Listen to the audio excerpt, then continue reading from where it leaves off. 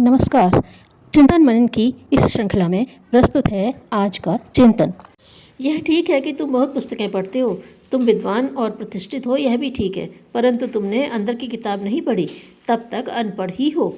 इसलिए तुम अंदर की किताब पढ़ो। एक पहुँचे हुए संत महात्मा की प्रशंसा सुनकर एक बार कॉलेज के एक प्रोफेसर महोदय दर्शन के लिए उनके पास पहुंचे। महात्मा आनंद के साथ अपनी कुटिया में बैठे थे। उनकी मुख मुद्रा शांत और प्रसन्न थी, जिससे यह स्पष्ट प्रतीत होता था कि वह पहुंचे हुए संत हैं। प्रोफेसर जी ने संत से पूछा, आपने उपनिषद, गीता और अन्य ग्रंथ पढ़े हैं? आपने वेदों और उपनिषदों का अध्ययन किया है? प्रश्न को सुनकर महात्मा जोरों से हंसा और बोला, बाबा, अंदर की किताब पढ़ो। इस उत्तर में स्पष्टोक्ति और सत्य है।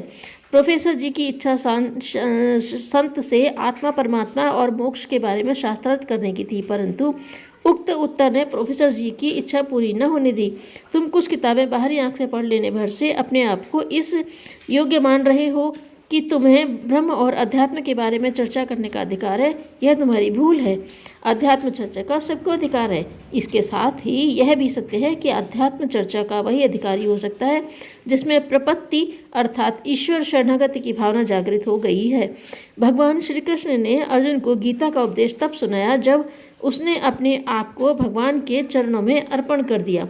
जो मनुष्य अपनी विद्या अथवा पुस्तक ज्ञान के बल पर अभिमान करता है, वह अध्यात्म से बहुत दूर है। इस अभिमान को निर्मूल करने के लिए अंदर की किताब पढ़ो।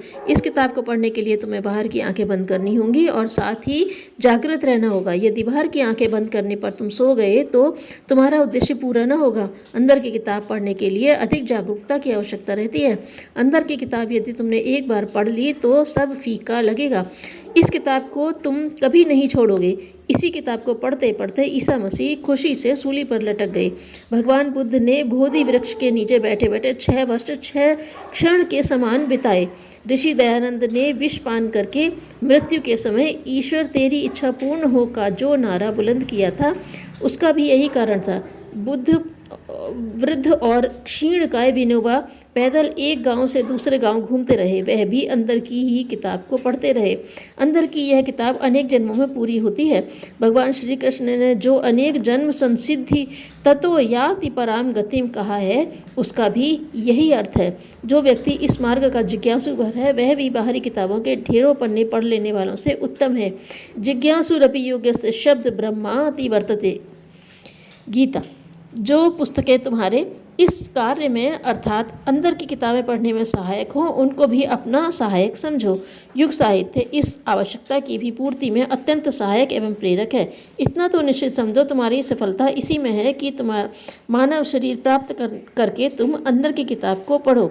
संसार के महापुरुष और संत महात्मा तथा शास्त्र इस सत्य के साक्षी हैं। विश्वास करो, अंदर की किताब पढ़ो। धन्यवाद।